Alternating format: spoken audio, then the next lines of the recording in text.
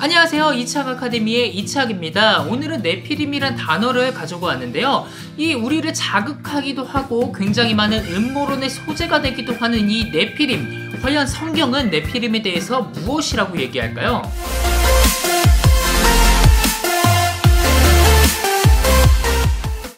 네피림은 민수기 13장 33절과 창세기 6장 4절에 등장하는 단어입니다. 물론 두 단어의 철자법이 약간 다르긴 하지만 동일한 대상을 가리킨다라고 보고 있어요. 민수기 13장에서 가나안 땅 정탐꾼들은 아낙 자손을 가리켜서 네피림의 후손이다 라고 이야기하고 그 특징을 우리에게 설명해주고 있습니다. 그것은 바로 몸집이 크다 라는 이야기예요. 신명기를 살펴보면 이 아낙 자손들은 키가 크고 강하다 라고 되어 있고요. 아모스서에서도 아모리 족속을 가리켜서 키가 백향목 같다 라고 이야기하고 있습니다. 이처럼 전복전쟁을 앞두고 몸집이 큰 자들을 발견한 이스라엘 백성들은 이들을 가리켜서 바로 네피림이다 라고 이야기하고 있는 거예요. 모세는 창세기 6장에서 네피림의 근원에 대해서 설명하고 있습니다. 하나님의 아들들이 사람의 딸들과 몸을 섞은 결과가 바로 네피림이다 라고 이야기하고 있죠. 특히 모세는 6장 4절에서 그 후에도 그리하였다 라는 말을 통하여서 홍수 이전에도 그리고 모세가 사는 지금의 시대에도 네피림이 존재하고 있다 라고 이야기해 주는 것 같습니다. 즉 홍수 이전과 이후에 네피림이 존재했다라는 이야기입니다. 그런데 의문이 한 가지가 듭니다. 성경은 분명히 노아의 방주와 노아의 8식구 이외에는 모두 멸절했다라고 하는데 어떻게 네피림의 후손이 존재할 수 있을까요? 이에 대해서는 두 가지 답변이 존재합니다. 하나는 홍수가 전 지구적이 아니라 국지적으로 진행되었다라는 겁니다. 그러니까 홍수를 피해 살아남은 네피림들이 있었다라는 사실이죠. 그러나 성경은 분명하게도 홍수가 국지적이 아니라 전 지구적으로 일어났다라고 이야기하고 있습니다. 그렇다면 우리는 다른 한 가지의 답변을 찾아야 됩니다. 그것은 바로 홍수 이후에도 하나님의 아들들이 사람의 딸들을 취하여서 아들을 낳았다라는 견해입니다. 그렇다면 대체 하나님의 아들이 누구이고 사람의 딸들은 누구일까요? 이를 바라보는 두 가지의 견해가 있습니다. 하나는 하나님의 아들을 천사로 보는 것이고 하나는 사람으로 보는 것입니다. 먼저는 유대교의 견해인데요. 하나님의 아들이 천사이고 사람의 딸들은 인류 보편적인 사람들을 가리킨다라는 것입니다. 그 근거는 성경의 여러 곳에서 하나님의 아들이 천상의 존재로 등장한다라는 것이죠. 그리고 유대인들은 성경을 헬라어로 번역하는 과정에서 네피림을 거인이라고 번역하기도 했습니다. 그리고 어떤 학자는 이 네피림이라는 단어가 거인을 가리키는 아람어 나필라에서 왔다라고 보기도 합니다. 이러한 네피림 거인설은 무엇보다도 에녹서가 대중의 인기를 얻으면서 발전하게 되었습니다. 에녹서는 기원전 3세기부터 기원전 1세기 사이에 작성된 문헌으로 추정이 되는데요. 여기 6장과 7장에는 이러한 내용들이 기록이 되어 있어요. 그리고 그 무렵 사람의 자녀들이 많아지기 시작했을 때 그들에게서 아름다운 딸들이 태어나니 천사들 곧 하늘의 아들들은 그들을 보고 서로 말하되 우리가 사람의 자녀들 중에서 우리의 아내를 고르자. 그러자 그들과 함께 있던 다른 이들도 그들 중 하나를 취하여 아내로 삼는지라. 그들은 그들에게로 들어가 그들과 함께 스스로를 더럽혔으며 그들은 임신하여 거인들을 낳았더라. 그들의 키는 3000엘이나 되니라. 이 내용 어디서 많이 보지 않았나요? 창세기 6장에 나오는 내용과 흡사합니다. 그러니까 에녹서의 저자는 지금 창세기 6장을 재해석하고 있는 것이죠. 1세기 유대인인 요세푸스나 필론 역시 하나님의 아들들을 천사라고 이해할 정도로 인기를 끈 해석이기도 합니다. 유대교 세계관적인 측면에서 타락한 천사가 존재했고 이들이 네피림을 낳았다는 설명은 이해될 수 있습니다. 사상과 신화적인 측면에서 말이죠. 일종의 밈이라고도 할까요? 만약에 모세 시대에 네피림이 타락한 천사의 후손이었다라는 사실이 보편적으로 인식이 되었다라면요, 가나안 정복을 떠난 정탐꾼들이 몸집이 큰 사람을 가리켜서 네피림의 후손일 것이다 라고 이해했을 수도 있다라는 것이죠.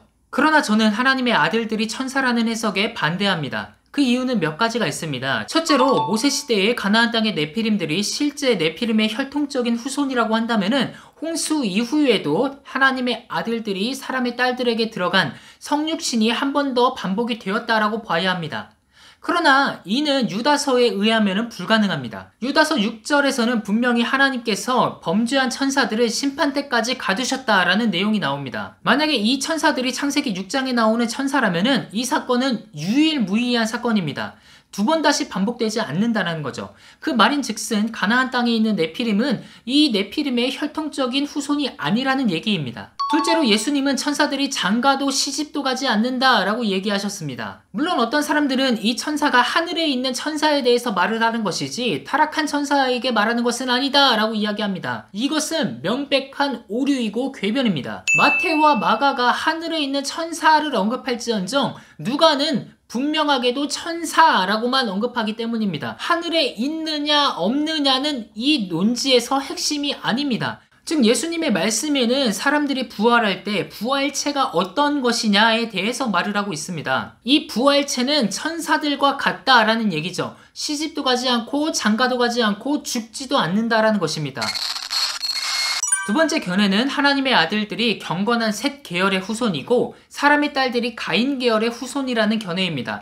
이는 기독교의 보편적인 해석이기도 한데요. 아우구스티누스가 이렇게 주장을 했습니다.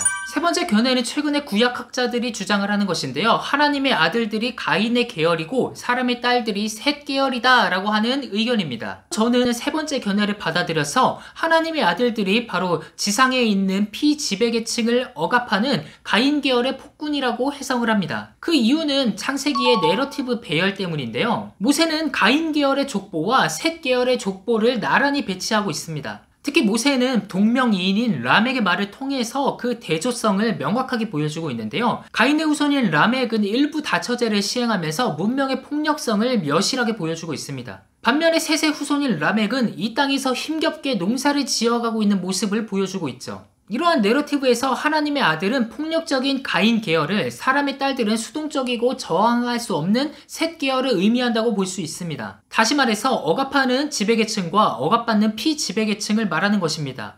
이들은 홍수 이전에도 있었고 이후에도 있었고 오늘날에도 여전히 존재하고 있습니다. 이 신의 아들과 인간의 딸들의 관계성은 마치 윗동맹에 있는 우리 령도자 동무님과 인민들의 관계와 비슷하다고 볼 수도 있겠죠. 즐겁게 소를 세는 것을 보니 정말 기쁘다고 하셨습니다. 안 돼! 네피림은 과연 거인일까요? 민수기 13장에서 이스라엘 백성들은 신장이 장대한 자와 네피림을 엮고 있습니다. 여기서 말하는 신장이 장대한 자는 이사야서 45장의 스바 사람들의 특징을 가리키는 말로도 사용되었습니다. 이는 일반적으로 몸집이 큰 사람들을 가리키는 단어입니다. 창세기 6장 4절은 네피림을 가리켜서 용사요 고대의 명성이 있는 자다라고 얘기하는데요. 이 용사가 바로 깃보림이라는 단어입니다. 이 단어가 골리앗에게도 사용이 되었기 때문에 네피림이 거인이라는 이야기가 조금 더 퍼졌지 않나 생각이 됩니다. 그러나 이 단어가 사용된 사람들이 굉장히 많습니다. 창세기 10장에서 니므롯을 가리켜서 사용되기도 했고요.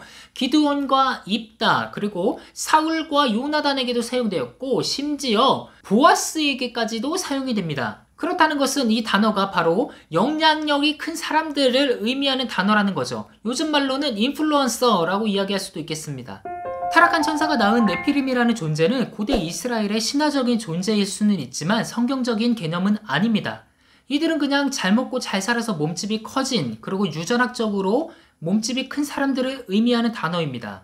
무엇보다도 창세기 6장의 강조점은 달리 존재합니다. 하나님의 아들들이라고 불리는 이 존재가 무엇을 하는가에 초점을 두고 있다는 것이죠. 모세는 보고, 좋아하고, 취한다 라는 이 세 가지의 동사를 통해서 인간이 얼마나 악한지를 보여주고 싶었던 겁니다. 아담과 하와가 선악과를 보았을 때도 이 세 가지의 동사가 쓰였고 다윗이 밧세바를 보았을 때도 이 세 가지 동사가 사용되었습니다. 결국 인간의 욕심과 죄로 인해서 인간은 죽게 된다라는 것을 보여주고 싶은 것이죠. 이들은 홍수 이전에도 그리고 홍수 이후에도 그리고 오늘날에도 여전히 존재합니다.